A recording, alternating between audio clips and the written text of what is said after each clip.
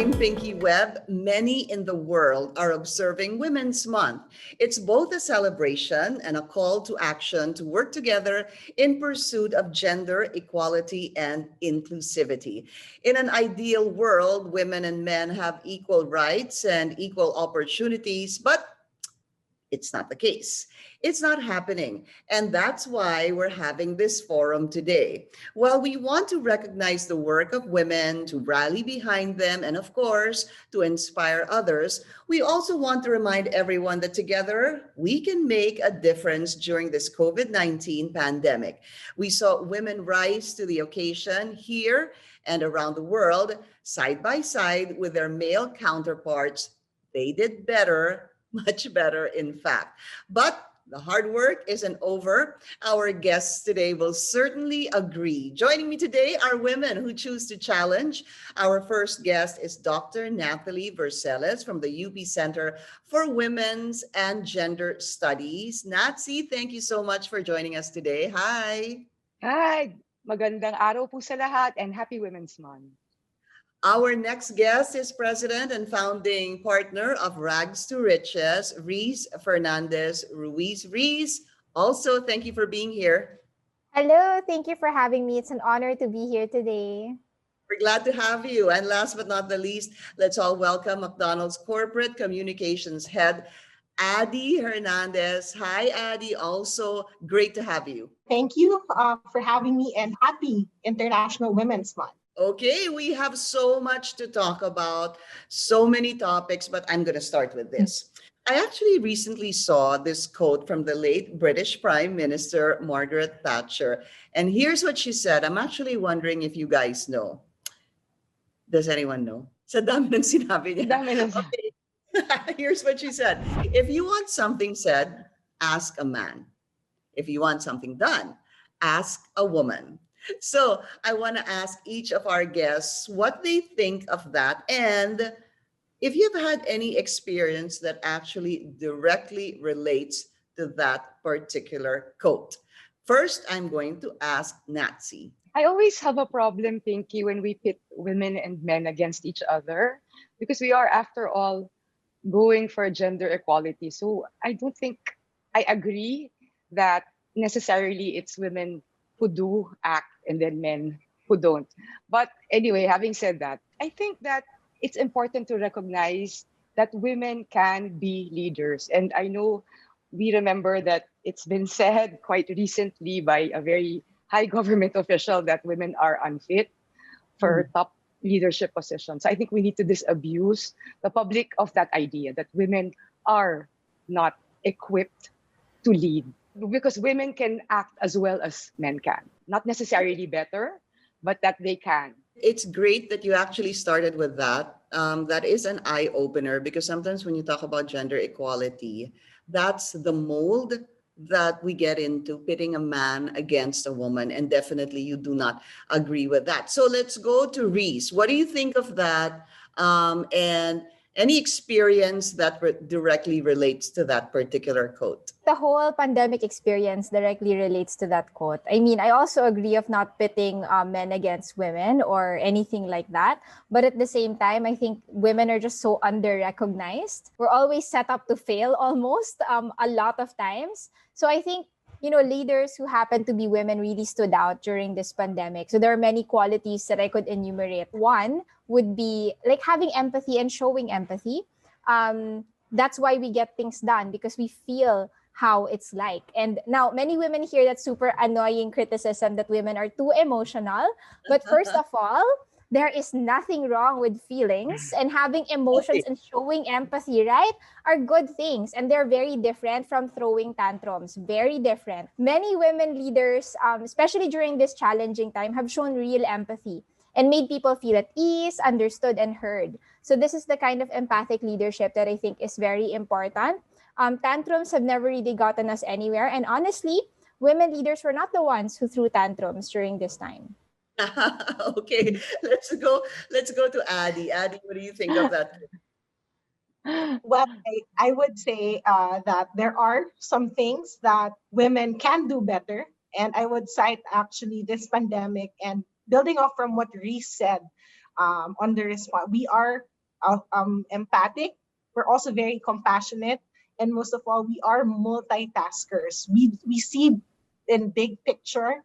Our minds don't go from A to Z, so we're able to have a broader perspective, and we are able to do more and really handle more, and in a very compassionate and very empathic manner. So I think Agree. that's really a plus in managing this pandemic. That word's always been said now about women, empathy. But I think that other word is always forgotten. The word that Adi used, when women are very compassionate as well. So those two really come hand in hand, and that makes us well. Do I say better? Women. No, but it's a trait really that women have. So during this pandemic, women carried a heavy load with children, of course, doing remote learning and having to work from home and taking care of the family, and of course, the seemingly endless chores. Question to all. Let's start with Reese. What's your message to women who are struggling? That's hard because I think we've glorified suffering and struggling for women. And I think it's part of the narrative that makes women just carry it all. But I'd say don't carry things alone and don't believe people when they glorify your pain and sacrifices. If you can, ask for help. So take care of yourself also because you are already taking care of others, and that's a really big job. And also, remember that your happiness and rest are also good for the people you love because you're less cranky, because you don't get sick, and it's also good for the world. So don't feel sad or bad about taking care of yourself as well. Absolutely. When you take care of yourself, you are emotionally, physically, and intellectually equipped. So we really need to do that for ourselves. Addie, what about you? I think it's also very important to have a strong support system. And the support system is not just in the household, but in the workplace. It's great if you have bosses and colleagues that really support each other as we transition into this distance learning setup. It's the little things actually. It's not being annoyed when kids suddenly pop up in the screen or in a during meetings, or when they're shouting and being too loud when you're in a call. I mean, it's those little things and the understanding and really cultivating that culture that enables us to work efficiently at home, which really makes it a lot easier. So yeah, support system and understanding played a huge role. In fact, all those videos, Addie, that come out where your kid all of a sudden appears on the video, or the dog barks, it actually becomes viral Yes, nowadays. there was that reporter, right, who had the two kids running in the background. But yeah, the Right. reality. Yeah, that's as real as it gets. Natsi, what about you? Yeah, I'd like to take off from what Adi said. I think it's more important also for other people to realize the burdens of the intensification of women's reproductive work, or the work that they do in households to care for their families. I don't think that's appreciated enough, even in ordinary times. So, more so during the time of a pandemic, I think we need to understand that women are really having a harder time managing everything. And if they work at home as well, it's really compounds their multiple burdens. So I think it's important for people to recognize, value that, and as Adi said, to provide support.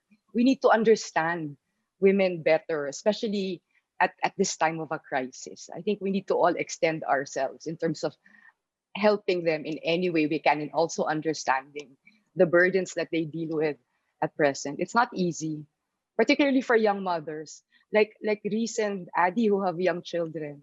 Yeah. Diba? Baka magpakita din sila, ha? We do multitask, and Natsi was very correct in saying that. Well, we do, and it's almost as if it's natural and expected. We need to be understood, and of course, once in a while, appreciated for that. Let's move on to this. Discrimination is in the workplace is happening every day, and even in every corner of the world. So I'm going to ask this question to Adi. How can we stop this? Um, and I guess more importantly, how and when do we actually speak up without being judged so easily. I touched on workplace earlier because yeah, I work for McDonald's. You know, it's a multinational company in 100 countries all over the world, and really, I would say it starts from the top. The top sets the tone of the culture of the workplace and the company, and how they treat women, how they push for equality, or really actually just no labels when in terms of succeeding in the workplace. So it must start from the top, and they have to set that tone that it's not okay, and that you should do your part to support each other and really help each other grow. True, it really starts from the top. I agree. But also at the same time, I think we need to look beyond workplaces, but at larger society, because that's just a manifestation of the patriarchy that we see culturally. So we should also, I think, very mindfully try to change asymmetrical gender relations in outside society, because workplaces are just one societal sphere. And we know that discrimination happens not only in the workplace, but also in schools, diba, colleges, universities, even in households, in families, diba, in communities, in the church, everywhere you look, in the laws. So it's really a systemic problem that must be addressed. So we have to really go beyond focusing only on the workplace, but Right. also because there are many, many women who are in the informal economy who do not have an employer, diba? So what about these women? So I think we should broaden our understanding of unequal gender relations as going beyond the limits of corporations or firms. Now, that's just the private sector, but there are other societal sectors. I guess in every facet of our lives, it was just really important to have asked Adi that question, and possibly give an example where it starts from the top, because as mentioned by Adi, she works for McDonald's. It's good to actually understand how that works in such a big a company that holds so many franchises. Reese, do you want to add something to that? Because I have a Yeah. question for you. Oh yeah, absolutely. I think you're all correct. No, it's also very cultural. So we have to push back when it comes to culture that is actually perpetuating the rape culture or demeaning women. We can't just laugh it off. We always have to push back, and that's part of building a better culture and safer culture for women. Because even if we say that we're empowered, that we have like broken glass ceilings and everything, guess what? We're still afraid to jog at night. And that's ridiculous. And I don't think you'll hear that from many men, that they are afraid to jog at night or to ride public transportation. But I could say that, I still have a lot of hesitancy about that. And for as long as women still don't feel safe, we still have a lot of work to do. And it's very cultural. I think it's also important to make the point, since Adi talked about how important leadership is in terms of changing culture. I think if we're going to look at a national scale, we should also think in terms of how our leaders themselves can promote gender justice and gender equality. I mean, it's really their responsibility, is it not? Because they are our leaders. The theme of this year's Women's Month is Choose to Challenge. So Reese, what does it actually mean to you? Choose to challenge.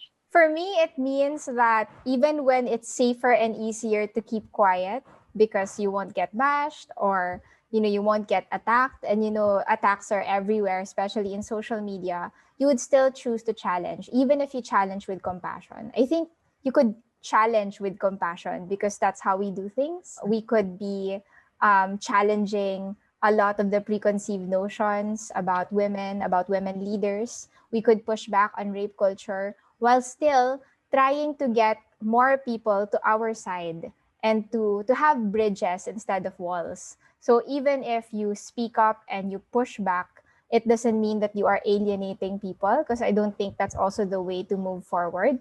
But rather, how do you build more bridges to get people to this side? Because this side is better. The side of women empowerment and making the world a better place. Oh my gosh, I don't think there's any debate that it's gonna make the world a better place. That's the side we should all be choosing. But I'm gonna do a follow-up on that. But siguro ask na rin Nazi this, because my question to you is, how do you actually challenge the status quo? But Reese put out a good point there that you should speak up. and you speak up with compassion. But what happens when you speak up with compassion and there are other women there who actually go against what you say without compassion? Very challenging because I think it's also cultural and it's also part of this systemic injustice that's being done to women, that we are pitted against each other as well. It's very cultural that when a woman is empowered and she speaks up and says something, it's also part of this systemic thing that other women will be pushing back, because we still have this internalized misogyny. It's within us. It's within me. I've checked it so many times, and it's true. So when those moments happen, I think it's always to respond with compassion. Like, Okay. just always respond with compassion. Pero minsan, no, Natsi, mapipikon ka na Hirap. talaga. No, I agree with Reese. Because when we advocate, to choose to challenge is for me to choose to advocate, diba? To struggle for gender justice and gender equality. But, if you want to win over adherents, you can't be adversarial. You want to convince people about the rightness of what you're fighting for. So the way to do it really is to explain as patiently as you can, which is not to say that there will not be people who will resist talaga and not, because it's happened so many times that they're just close to anything you have to say. But you still need to keep on trying, and particularly among the young people. Because like si Reese is still very young. I find that the younger people are really more progressive, more woke. So we could really do a lot of work with the younger generation because they're so sensitized to inequality in society because of social media. So yes, and Is then it, the older generation. is it because of social Sorry. media? I think it is because many of the younger feminists I spoke to were conscientized or came into their critical consciousness through social media. For me, I think choose the challenge. It should start first within, from yourself, to choose the challenge, your own capabilities, your own, your own pain points, to actually rise above it, so that you can be, as what uh, was said earlier, to be an advocate. So you have to turn what are the perceived weaknesses of women, like what Reese was talking about. Like, we're too emotional. No, it's not emotional. It's being compassionate. Or it's that you're a mother, you're too busy. No, I'm a multitasker. I can do it. So it's about harnessing or challenging your own self so that you can actually positively impact other women around you and advocate, find support among the men to advocate for you when no one is listening. Let's go to an example. Reese, let me ask you, can you give me an example when you actually challenged the status quo and how this actually worked for you? So I think I do it often. Sometimes I don't anymore notice how I do it. But in like several conferences that I've been to, like in different parts of the world, the impression is often that I am the plus one all the time. I'm like, how? I mean, that's just the impression. I think it comes from a very innocent place, but at the same time, you know that it's an impression because there's already a preconceived notion of the women's place in a global conference like that. Every time that that comes up, I really gently remind the other person about the work and about my work. I think that challenges their own preconceived notion as well. But I try not to do it in a way that embarrasses them. Because again, if that's the way that you approach things, a lot of people will just feel alienated, and the reaction would be to be defensive and not to become an ally. And in which case, then nobody wins. Okay, Adi, have you actually ever experienced, tell us the truth, in the workplace, and how you actually handled it? I've been working for McDonald's for, I think, 10 years. And, even before that, I used to do their public relations. So 13 years all in all. And I'm just so happy. And I guess I'm very fortunate to not have experienced any discrimination in the workplace. But it's more of really, as I was talking about earlier, making myself better. Because again, there is perception that, for example, once you give birth, oh, she's gonna be, distracted. Her output might not be, Yeah. the same. There are doubts with yourself on if you can deliver because of your juggling so many things. But fortunately, yeah, I think it was not an issue for me. But at the same time, it's also an eye-opener that not a lot of women are in the same position as I am to be in such a workplace. So anything that we can do for others is something that has to be done. Let's talk about empowering the next generation of female leaders. Natsi, I wanted to ask you, or maybe more so, what message should we be sending out there to the younger generation? Basically, what does empowerment truly mean? My message would be really, and Reese already talked about this earlier, is to realize also how we have internalized sexism in our lives, how we have learned internalized powerlessness, objectification, derogation, invalidation, our loss of self. We prioritize everyone else ahead of our own needs. I think it's time for young women to recognize that we have been conditioned by society to think that we are subordinate to men. So we need to disabuse ourselves of that belief, because that really hinders us from fulfilling our own potential and also using our power to help others. So we need to work with ourselves to understand what society has taught us that is harmful to us, that we should unlearn, and then we should move from there. Claim our power. Remember that we have the capacity to do and to be whatever we want to be. So do not be held back by what society tells you should be limited to, that you should fit within that box. Yeah. Diba? But how do you actually help young girls? Particular case in the center, UP Center for Women's and Gender Studies. Okay, we have opened a very large space for young feminists to come to work with us as consultants. So we bring them in. So that's a way also of showing that we trust them, we believe them, and we want them to blossom and grow. See, so that you have to provide opportunities. Mentoring is very important, particularly if you want to develop a new generation of leaders. They need to have models and they need to be guided. You need to show them how to navigate this very patriarchal world. So that's one very salient thing that older women can do for younger women, is to mentor them, take them under their wings, provide opportunities for them. But Natsi, I just want to do a follow-up. When does it become too much? I don't know if there's such a thing as over-empowering people. Because when you're empowered, you also learn to accept your limitations. Yes, empowerment doesn't mean that you feel that you're invincible and you can do anything. But it's also learning to understand yourself, through the lens of your own power, not the lens that society taught you, to use in viewing yourself. So, yeah, I don't think there's a danger in over-empowering women, but empowering doesn't mean you have to have hubris, na you think that you can do everything, even if you hurt other people. No, you need to calibrate, of course, what you do with your life. It has to be aligned with values also. True. Values of care, compassion, empathy. These were all mentioned earlier. Adi, how do we make men our allies and strengthen that partnership with men to work alongside us? I want to just go back on what we can do. I'll start it off by going back to what we can do for the next generation of women like my daughter in the future. I think aside from mentorship, once you are at the leadership position, to really create policies and programs that support the upliftment or the empowerment of women. So I'd always go back to the workplace.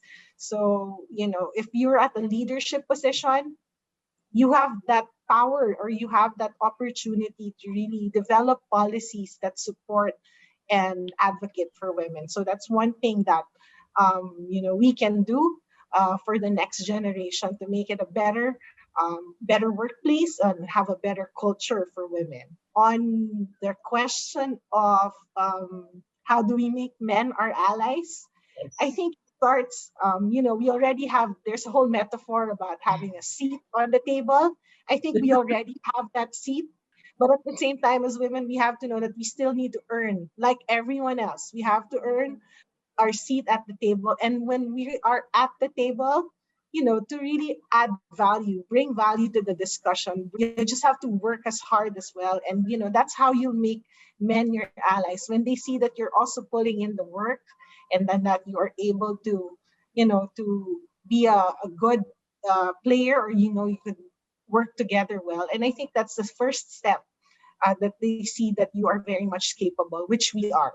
So it's about really maximizing the seat at the table.